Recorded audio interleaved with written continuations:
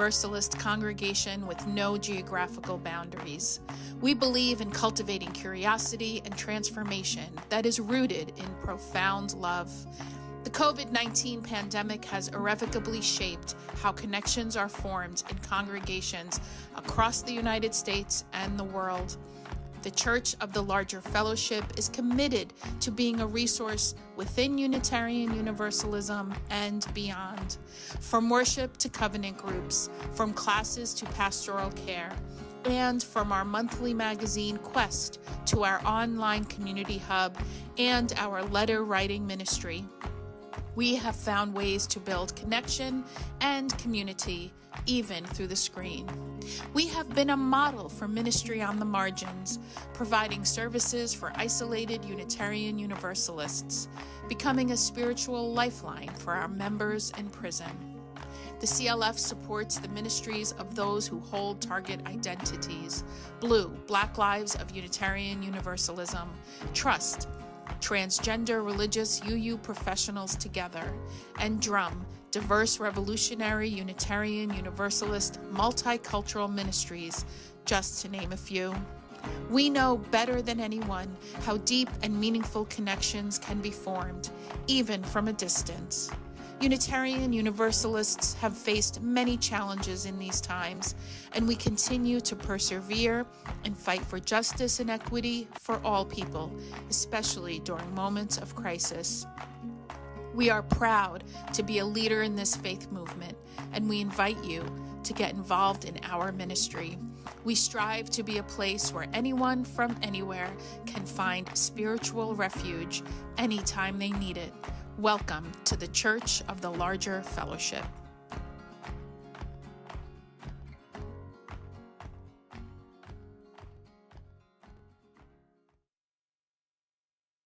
We are so excited to bring you an all-new episode of The View. The View is a weekly Unitarian Universalist talk show discussing important faith-based topics from an anti-racist, anti-oppressive, and multicultural perspective. Every Thursday for the past 7 years, we have welcomed guests from every corner of the world. Our guests are writers, scholars, activists, and religious thought leaders who are shaping Unitarian Universalism and society for the 21st century and beyond. I hope today's show inspires you. Hope it builds your faith. Hope it gives you perspective to see the power of Unitarian Universalism at work in your life. Enjoy the message.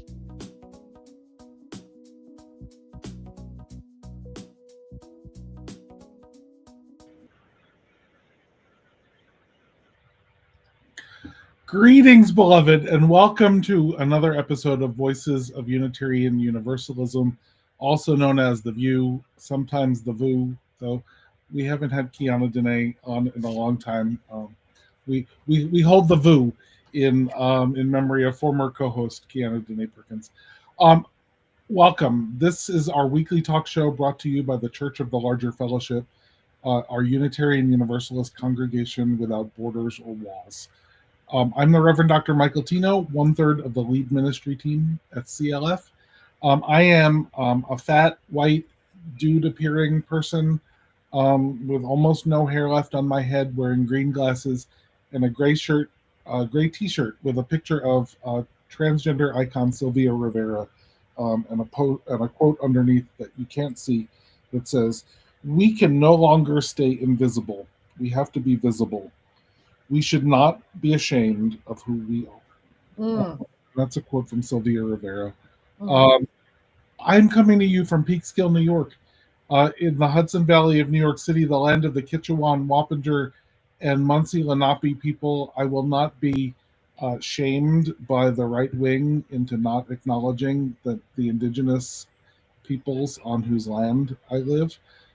They're trying. I will not be shamed. And it is a bright, beautiful spring day. It started out cloudy today, but the sun has come out, like it's streaming through my windows. And it is spring here in the Hudson Valley of New York. The crocuses are blooming in my front yard. If you're a friend of mine on Facebook, that's what I will be posting on Facebook.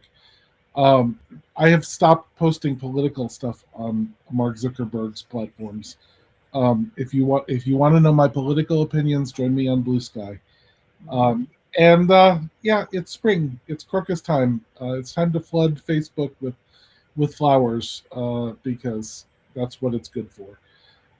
Dante Hilliard, I am so excited that I get to share the view with you. How are you today? Oh, I'm much better today. This has been a rough couple weeks, 2 months, I guess. Um, but I'm better today. I'm here in Baltimore, Maryland, currently the land of the Piscataway people. Um, you know, still a citizen of a nation built on the free labor of my ancestors. Um, and um, hope is a challenge right now. And I think I'm tired of people trying to sell the folk cheap hope. Mm, Um, because if you have any real hope right now, you're paying for it because it hurts. Hope right now hurts. Aisha. into that. We will get more into that. So Like I was like, and to Aisha. You may want to mute my sermon this week, Dante. Apologies in advance. I'm Aisha Hauser, 2/3 of the Oh no. lead ministry team of the CLF. I am I frozen? no, you're I'm back. unfrozen. You have thawed. I I am in the land of the Coast Salish people, also known as Seattle, Washington. And it was sunny yesterday. It is no longer because Seattle needs to remind us we are Seattle. So it's gray and cool again. And I don't know what else I was going to say, but yeah, just maybe you might want to listen to music while I'm talking on Sunday, Dante, because yeah, it's I see. So I'm gonna dive in because the idea it's not about right or wrong. I think for me, um, I refuse to give these fuckers my brain space. Like Mhm. they're trying so hard to be mean and cruel. And it's so fucking over the top. I feel like I'm in a Scooby Doo fucking cartoon. And we have like evil it's like you're kicking puppies and throwing out orphans. Like it's so bizarre. It's like, what the fuck is happening?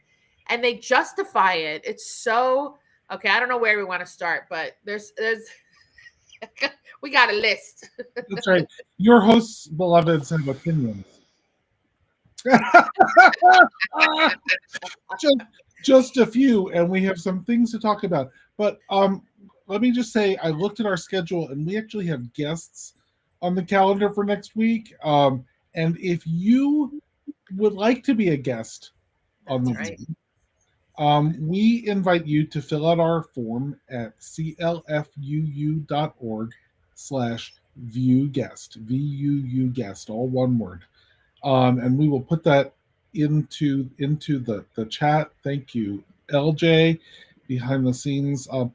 We love having people on the show who are regular attendees in our virtual space, who love this show and the conversations we have on the show and have something to say. If you know someone you think would be a great guest, pass along that invitation, especially if they share our values of centering liberation and centering those at the margins of our society.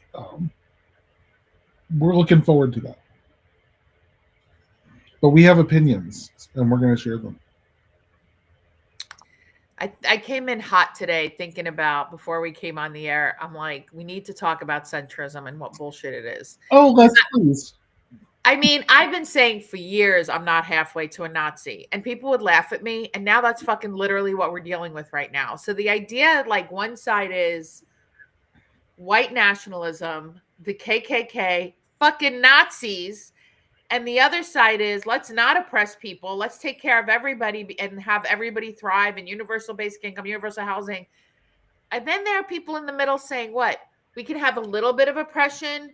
We can have some people not have it. Like, make it make sense. What does it mean right now to even be centrist? Like, I'm make it make sense. I don't think it, yeah. I mean, we can make it make sense, but it requires us to understand that people who are proximate to power are proximate to to white supremacy culture, right? They're invested in it, and that includes even the leftmost members of Congress after a while. But what those of you listening to this far in the future, when this is a beautiful nightmare that we vaguely remember, will know that this show aired 2 days after the President of the United States took to a joint session of Congress to spread hate and lies and falsehoods and accusations and to demonize BIPOC people and immigrants and transgender people and like anyone he thought could be made expendable. That's my 10-second recap of what the president did. And most of the Democratic Party, the opposition party, the people who are supposed to be in opposition, sat there in pink with little signs. And like, fuck that. Like, one member of Congress got up and started yelling at him and got kicked out, and nobody had his back. Nobody had Representative Al Green's back. He waved his cane and well, and they should have walked out with him. They should have walked out. Women in pink. Or made the sergeant at arms remove every single one of them. they should have put their bodies between him and the door. That's right. This elder black Republic or Democratic representative. And let's be more clear: the white people should have. Yes. That's right. Yes. But none of them did. No one did. But Aisha, when you talk about, I'm not halfway to a Nazi, I like to remind people that the abolition of enslavement of my ancestors was a centrist move. That was politically centrist. Oh, we shouldn't own humans. It was centrist because it wasn't an ethical decision. It was an economic decision. The Industrial Revolution needed low-wage workers that believed they could have economic mobility, and enslavement didn't work for industrial society. So it was a centrist decision. And it was centrist also because it didn't come with reparations. No.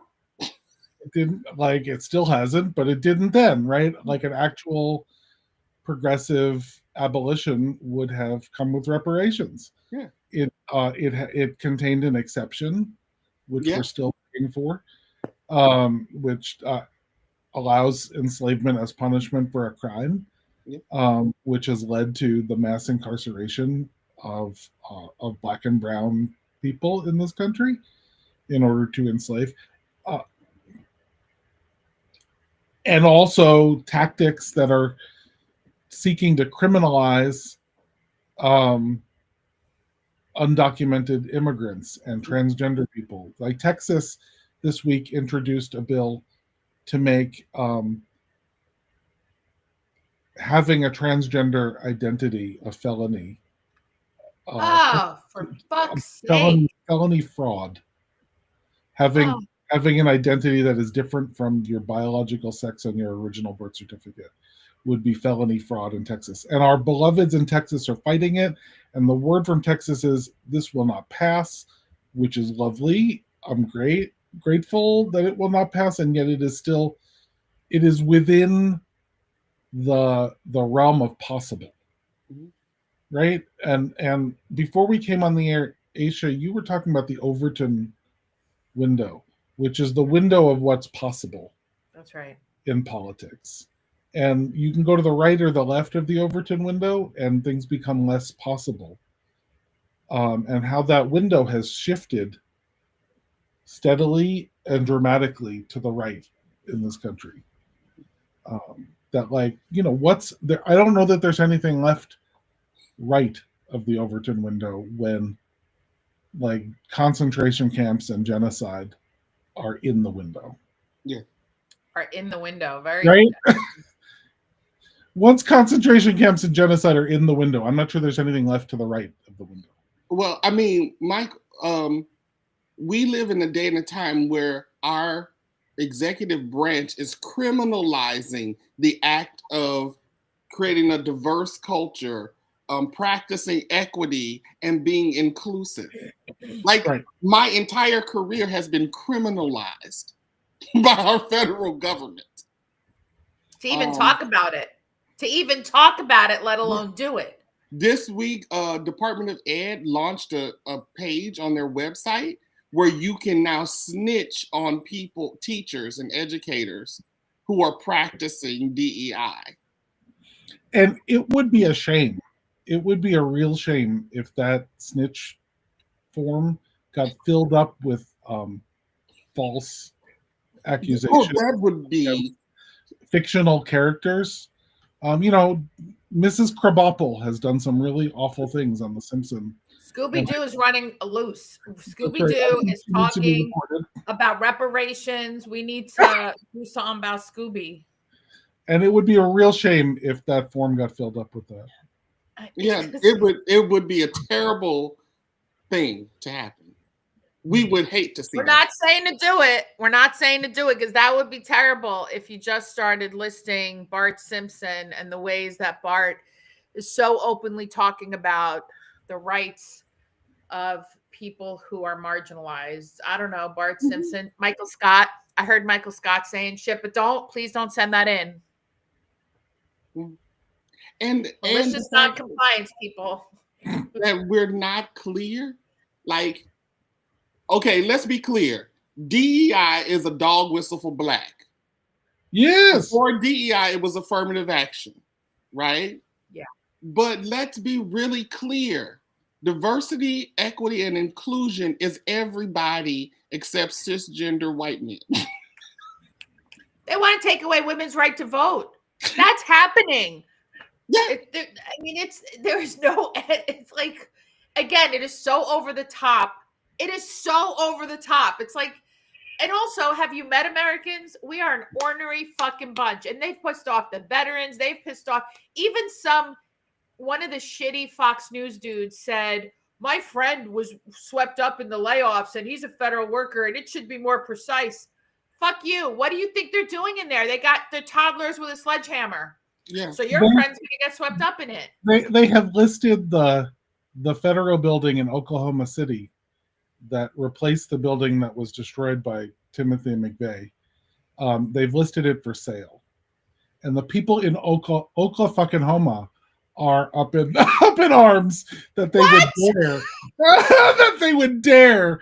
Like, and it includes the memorial to the people who died in the Murrah building bombing. Hold up. They've listed it for sale, so they're pissing off Oklahoma.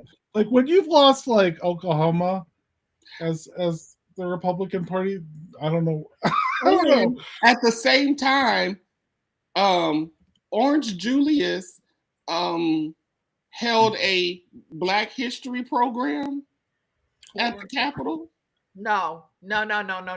Are you serious? You don't know about this? Where all the Black Trumpers were there? And Kanye and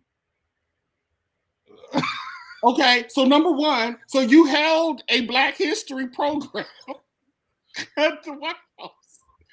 Well, that needs to be reported according to their rules. That needs to be reported, doesn't it?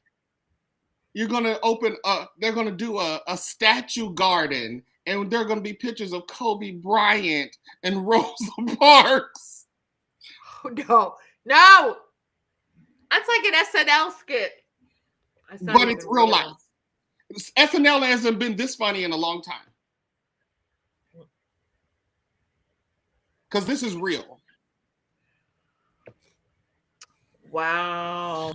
So like back to the moderates, the people who are halfway to Nazis, Yeah.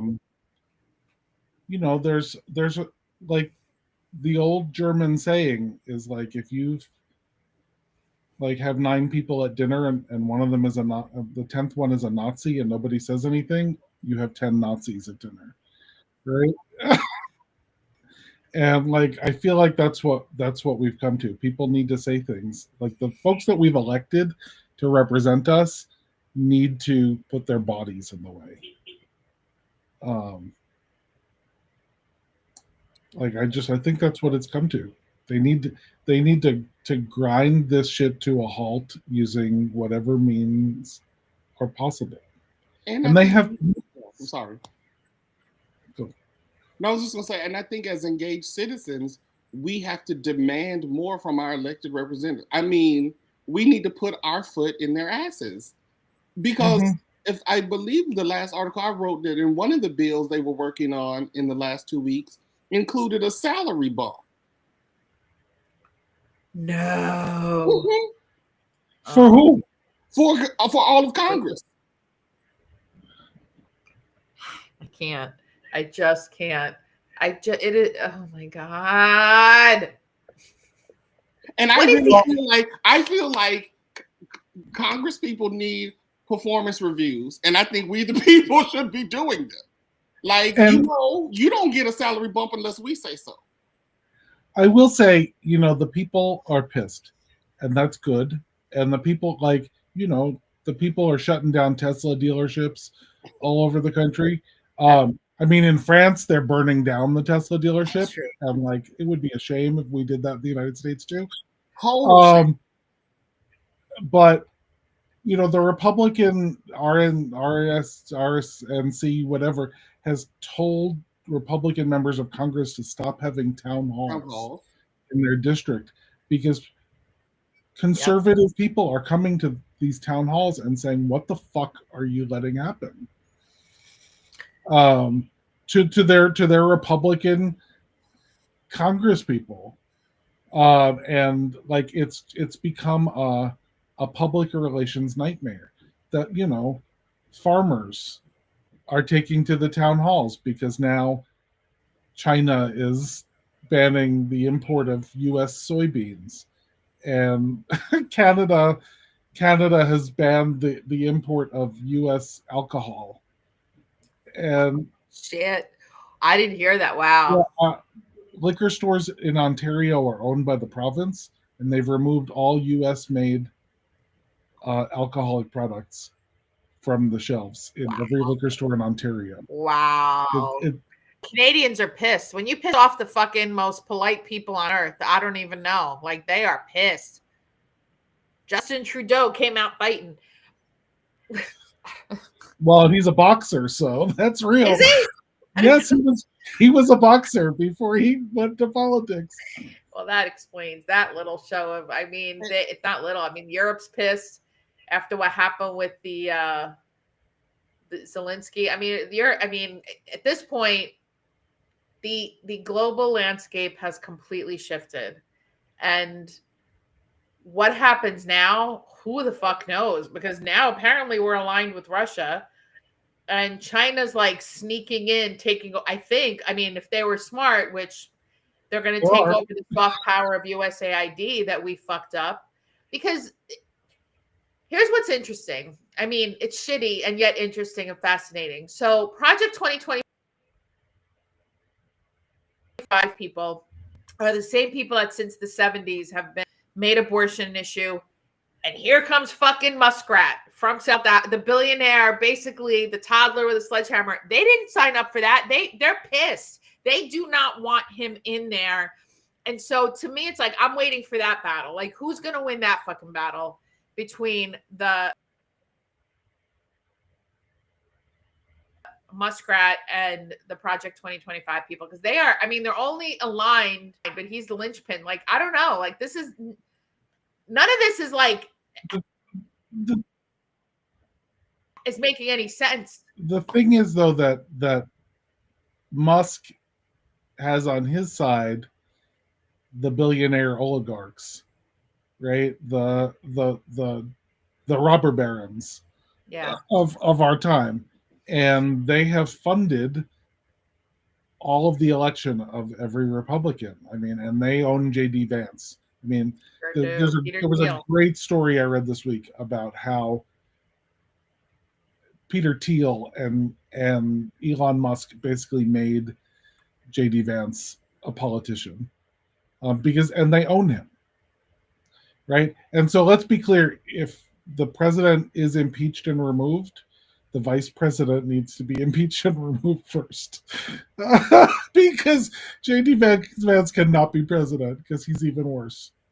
I mean, he's not going to have the support. He might not have the followers, but he's got the robber barons. I wish I had my little sound machine. Pew pew pew pew. Like I want to emphasize that. And I don't know if the American people understand that most of the agricultural products that we, number one, the ones that we grow here, we don't eat. Like most of it goes outside of the United States. And that the U.S. government has been paying American farmers to not grow food. That's right. So I don't know how anyone didn't anticipate that farmers were going to get hit. Now, black farmers have been getting their asses kicked, the whole time. Because they weren't getting the welfare.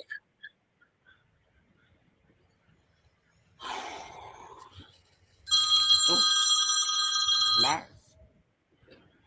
I'm talking. Oh goodness. Can I talk about what's happening in New York for a minute?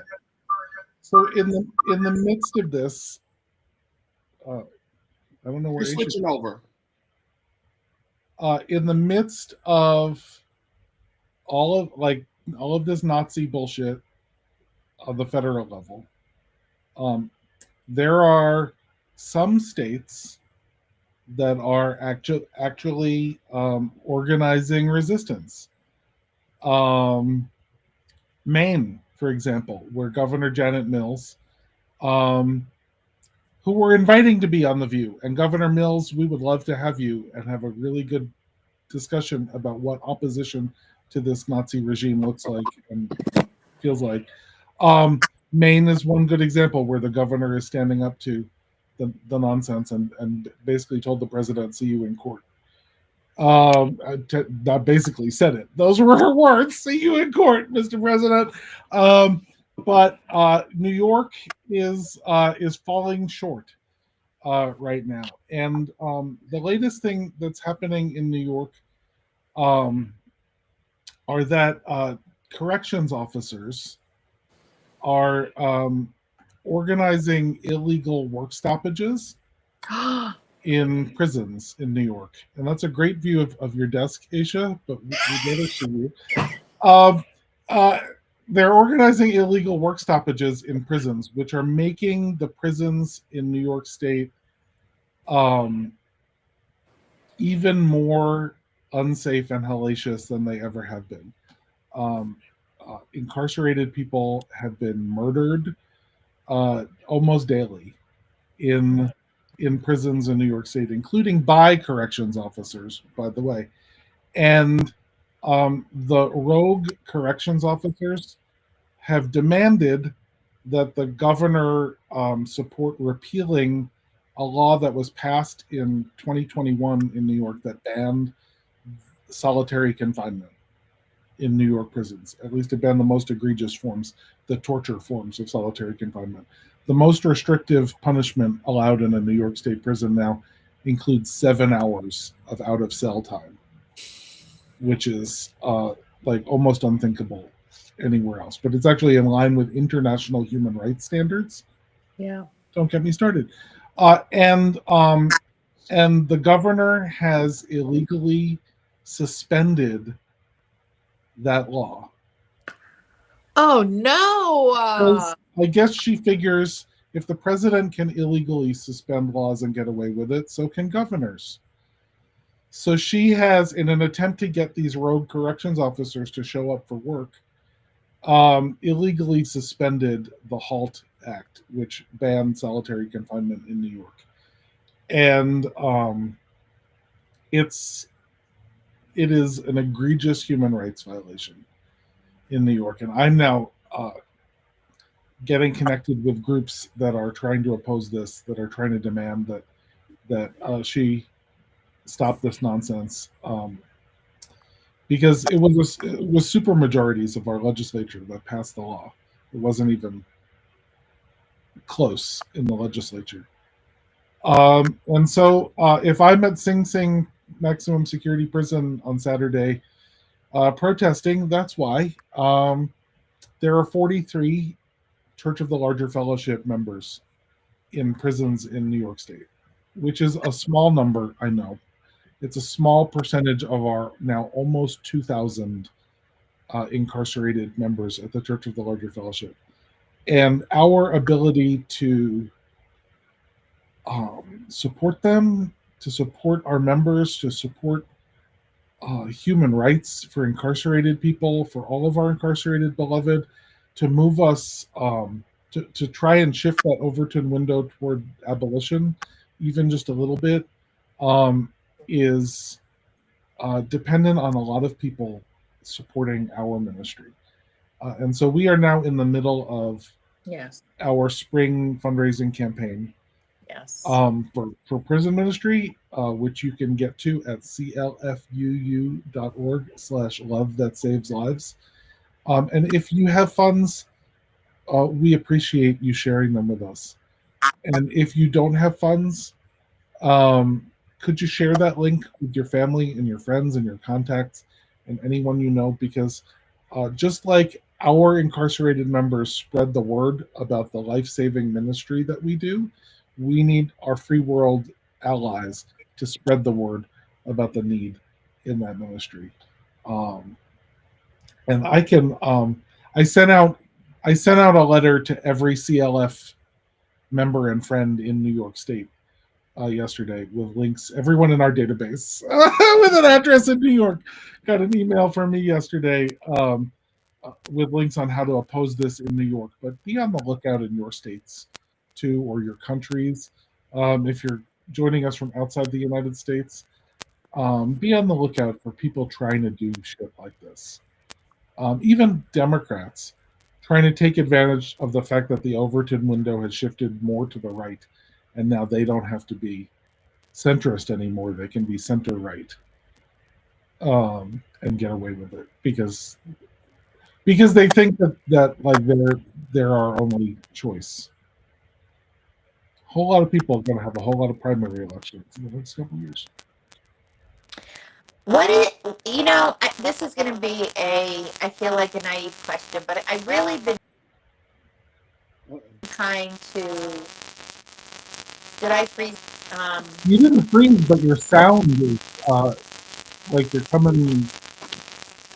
There's like a static thing happening. Okay. Okay, so while Alvin and the Chipmunks and Aisha sort out their sound, Dante, did you have something to reply to? I was trying to think what else we were going to talk about. Just to change her listening device. I will get that link into the show notes too, if anyone wants to pay attention. But yeah, that's the. Thank you, Nicole, who says most Democrats are also dedicated capitalists. Thank you for the reminder, because what I was going to say is when we talk about oligarchs, I think we also have to understand that I think what we're about to see is a war between the corporates and the oligarchs, right? The oligarchs have more money than any human person ever needs, but they always want more. Mm-hmm. The corporates are like, we want more. Like, and in order for us to have more, we need people that don't have a lot of money to spend their money on us. And so I think the corporates are going to be like, hold on, y'all are hurting. The shareholders are going to start saying, you're hurting our bottom line. right? Similar to the Target lawsuit we saw between their board based on a bad third quarter at Target, which I think was connected to their involvement in Pride in the previous summer. This is still scratchy. And so, yeah, I think we're going to see the oligarchs are going to overplay their hand, and the corporatists are going to have to like we're trying to make money, like, because I think there are a lot of people who are about. I think money is a religion, and I think Western capitalism makes money God, and anything that you do in the name of God, money is okay. And so I think there are a lot of corporate folk who put up with a lot of fascist bullshit because it makes money. If it didn't make money, they wouldn't support it. And so as long as it makes them money, they're okay with it. But when it starts to lose them money, I think that then they're going to have a problem. So I do think that we're going to see a showdown between the corporates or the particularly corporate shareholders and oligarchs. Well, and it's already starting to lose the money, right? Like Target stock is down like 40% since they announced their ending DEI programming because who shops at Target? The people who think Walmart is too far to the right. Right? So like if Walmart is too far to the right for you, you shop at Target. Well, like those are the folks who are not going to put up with ending DEI programming. And so they've stopped shopping at Target. And from what I've heard, Target stores are like empty wastelands. Tesla stock is down like 30%. It would behoove the board of Tesla to fire Elon Musk. It would behoove them. But he has leveraged his entire life on the Tesla stock that he owns. And who's enforcing the conflict of interest? How are you receiving government funds and working for the government, quote unquote, and in charge of finding economic waste when you're a recipient of government corporate welfare? The president of the United States is charging $5 million for meetings at Mar-a-Lago. There is no pretense anymore of that anyone cares about ethics or conflict of interest. He is like open. He's put a price tag on it. It's $5 million to meet with him at Mar-a-Lago. Like he is selling access to himself. Like we are so far beyond the pretense of ethics. But okay, so Reverend Michael, how is that different from sex work? It's not. Selling access to oneself. If a sex worker were the president, it would be the same. Okay, I just like, it sounds like sex work to me. No, he is a fancy prostitute. That's fine, and I'd say that not to denigrate sex workers. No, but to say that, like, I wish that sex workers had the power that he had, because our country would be run a whole lot differently if sex workers had the power that he has. Right, we criminalize sex workers, right? But you're doing the same thing. And the sex workers sell access to their bodies. You're selling access to our government. To us, yeah.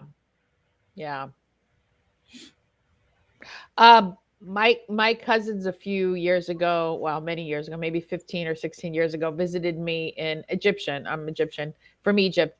And they asked my then husband, who was a federal worker, for help with their visas. And I'm like, that's not how this works. And they literally told my family that my husband at the time wouldn't help them. And I'm like, but now it's how it works. Like, I'm thinking of that. I'm like, that's probably how it works now. Like, You could, I mean, with $5 million, you could get whatever you want. You'll probably get citizenship fast tracked. I mean, this is what, I mean, people from countries where it's pay to play or pay to grease the wheels to get, when you have connections to get things to happen here if we don't change it.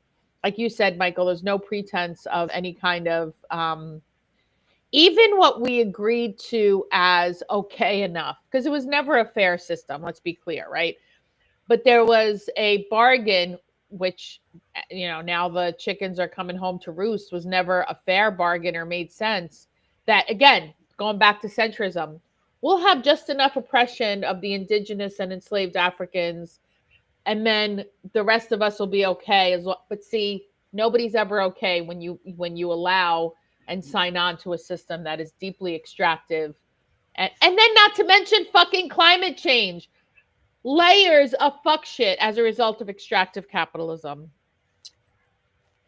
And also, we're not going to even pretend around ethics anymore or constitutionality or any of these things.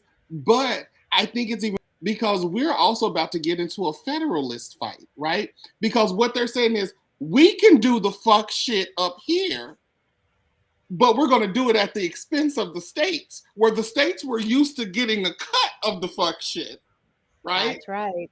Mm-hmm. So, again, I worked in university and higher education for damn near 20 years. Do you know how much money institutions make from international student tuition money? A lot. So, but now that's DEI, right? So, are we going to stop admitting international students who pay 2 and 3 times in tuition? I mean, do you know how many hundreds of thousands of people are employed by research universities to get grants that come with overhead money to pay custodians and building maintenance workers and cafeteria workers and like secretaries, like it's hundreds of thousands of people, and it's in every state. I mean, Alabama and North Carolina are two states that have like some of the highest per capita, like the highest percentage of people employed in research universities. Oh, mm-hmm. Oh, I mean, again, I'm a graduate of Ohio State. Yeah. I worked at Purdue. I worked at the University of Wisconsin-Madison. And in those places, most people, all they want to do is get a job at the university. That is job security and for that local community. Like, if I can just get a job at the university, I'll be okay. Y'all, what about the vaccines and the CDC not putting out reports? The American Medical Association set in their YouTube is setting up the daily reports because the CDC won't do it. Somebody already died. I believe it was the CDC to decide which flu vaccine for next year to create. What the fuck? What? And I don't know what happens from that, right? Because it's pharmaceutical companies that create the flu vaccines.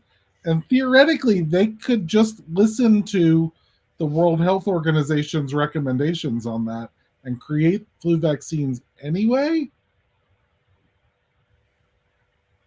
I hope so. Theoretically, I hope. Like my scientist heart hopes.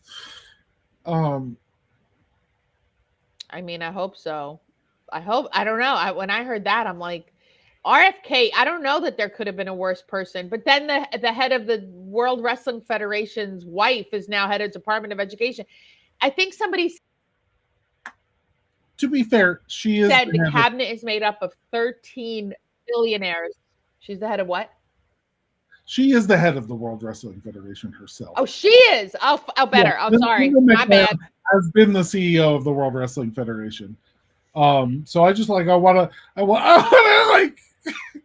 I was being sexist. Apologize. her one ridiculous qualification for nothing. And she has been charged with shutting down the Department of Education. Yeah. And the president is about to release an executive order ordering her to commence shutting down the Department of Education. Wow. Which means billions of dollars in funding for every classroom in the United States, including higher ed.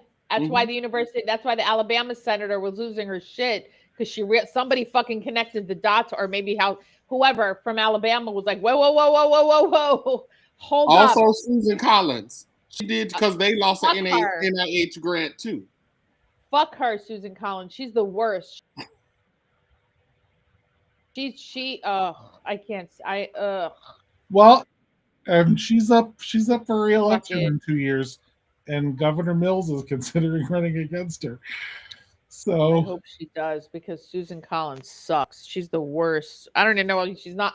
The thing is, the people who are complicit are the reason why the fuck shit can happen, and we cannot underestimate that. Mhm. And like you said about the 9 people and the 1 Nazi and 10 Nazis, like yes. But right, Yeah. so the Republican junior senator, or I guess she's the junior senator from Alabama, it has her knickers in a twist because of the money that Alabama is losing. You know, most red states get more money from the federal government than they pay. That's right. I think all. I don't think both. I live in a all. state that sends more money to the federal government than we get. Yep.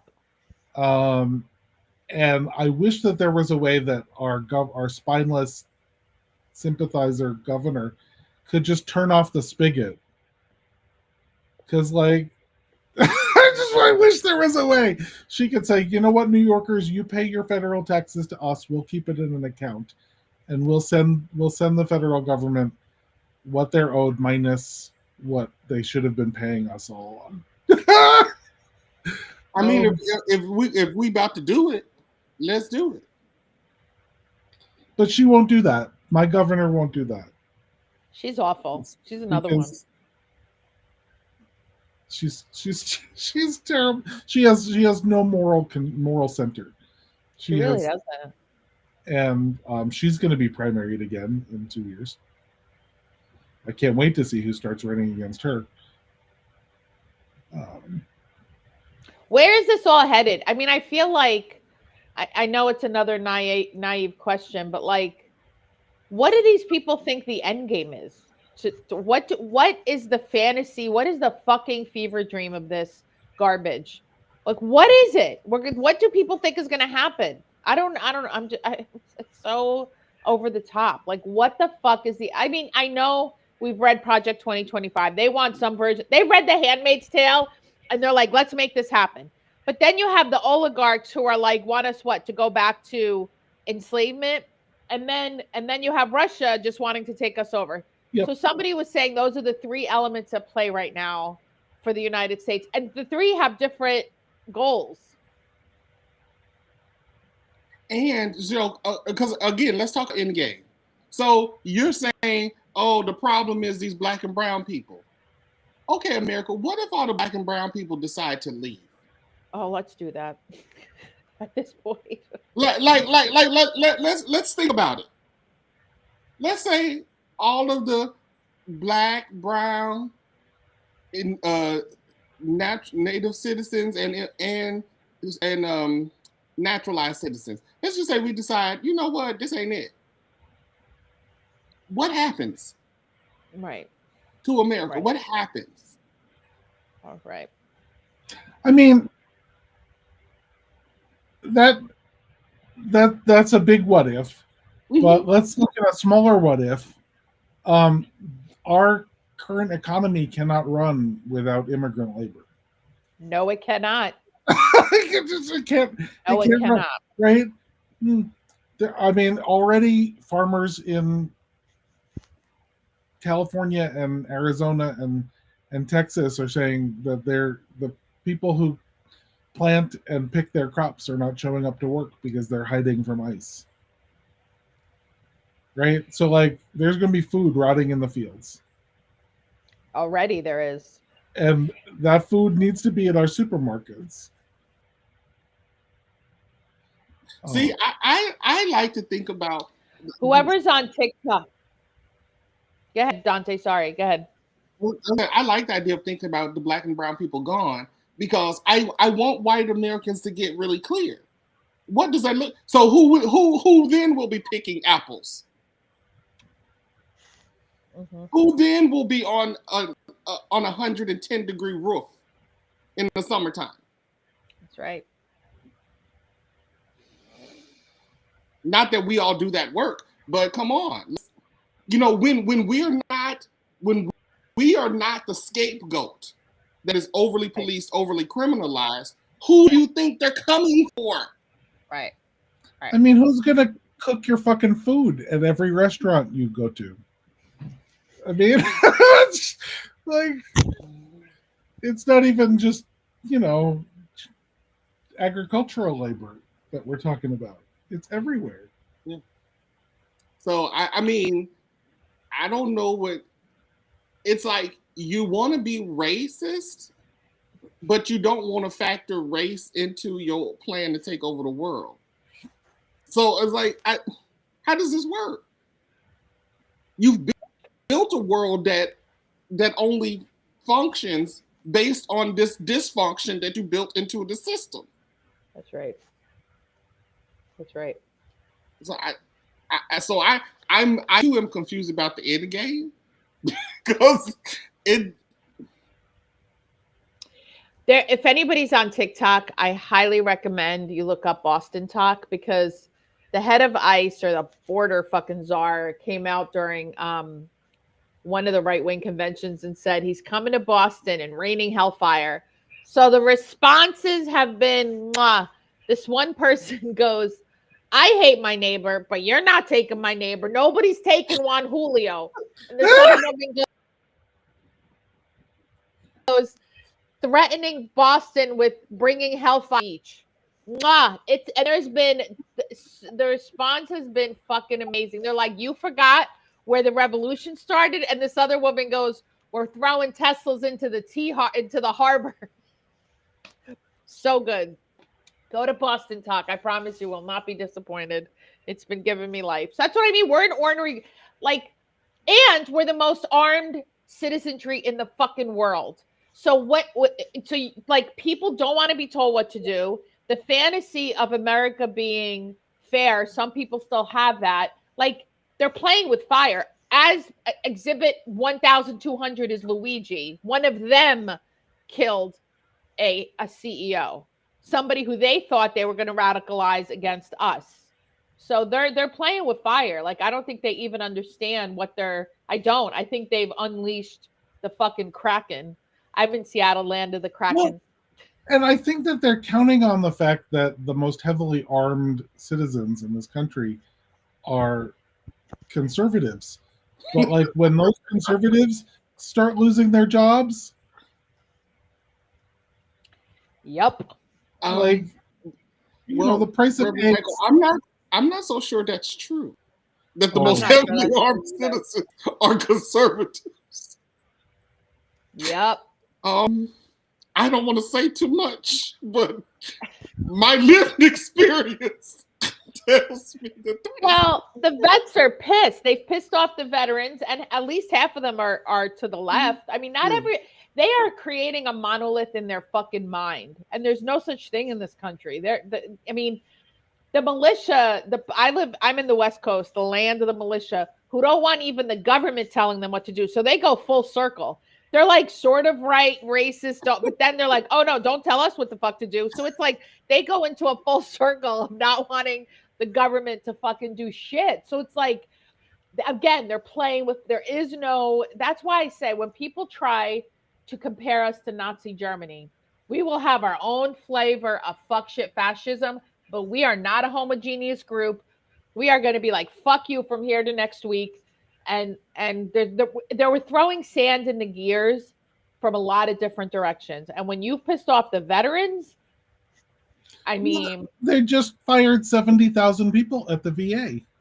Oh my God. Mhm. The people who support the troops, where are their fucking yellow ribbons? Where's Fox News who fucking support the And- troops? But there was one post that I saw that said, "Never have I gone into a VA medical center and thought this place is overstaffed." Yeah. It's never been. It's never So been. these are already understaffed agencies desperately trying to help our veterans get health care, including mental health care.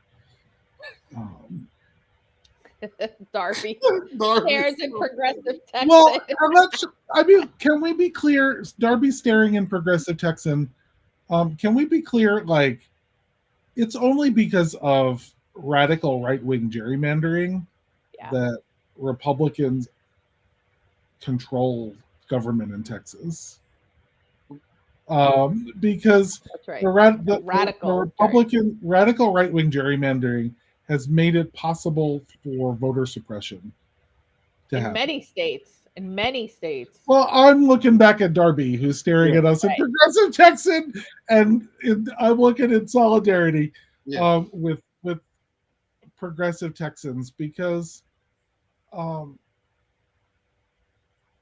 is one state that has been so thoroughly taken over by people who are obsessed with maintaining their own power,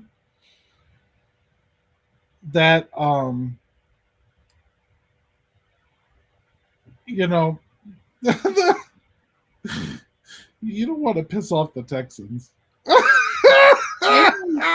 But I also feel like this tactic of theirs will also,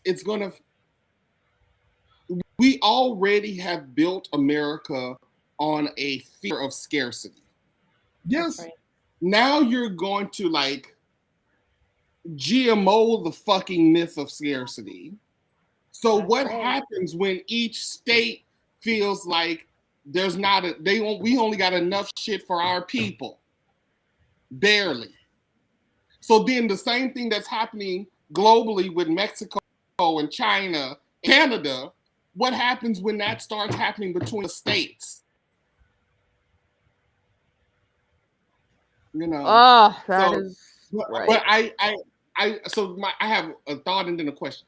I think this is a great time to also lean into guerrilla organizing. Like, we have to be talking about what does it mean to organize. And this time it's a little late. I think we should have probably have a way more sophisticated conversations about organizing, particularly religious folk. And what do we think religious leaders need to be doing in this moment? So that was my question. And I think that, like, let's be clear, people have been organizing already for years and years and years. And so it's not too late to join them.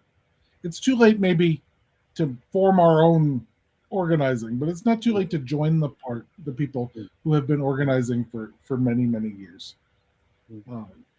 Like, solidarity with all the folks who have been doing this organizing, with the Black and brown indigenous communities that know what shit needs to get done. Well, and we also, as the sliver of whatever the religious left is, we need to not abdicate that, because, you know, religion doesn't only have to mean subjugation and this angry deity that hates us and can't wait to fucking burn us in hell forever like Jesus. So I think that is something we could continue to talk about in the coming weeks, right? Like, what is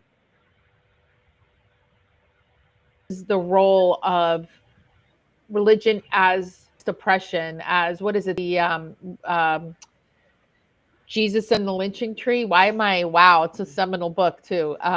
Anyway. The Cross and the Lynching Tree. The Cross and the Lynching Tree. Apologies to James Code. Anyway, but that's something we could continue on this here Radical Left podcast. Alan Bozak's book too, is a really he's critiquing 40 years of Black liberation theology and talking about how we failed to really think about the role of empire and incorporate that into the theology. And so I think that we have to really think about empire. Like, who else is going to lead that conversation if it's not us? Oh, amen. All right. Well, next week, I'm looking at our schedule. We have Sassafras Patterdale joining us to talk about queer kids at risk in 2025. And I don't know Sassafras Patterdale. I think they were invited by DC, and I'm looking forward to talking with someone about queer kids at risk in 2025. Yeah. So take good care, everyone. Until next week. Thank you for joining us. Special thanks to those of you who give generously to this ministry. It is because of you that this ministry is possible. You can click the link in the description to give now, or visit clfuu.org/give for more information. We hope you will join us next week for another episode of The View.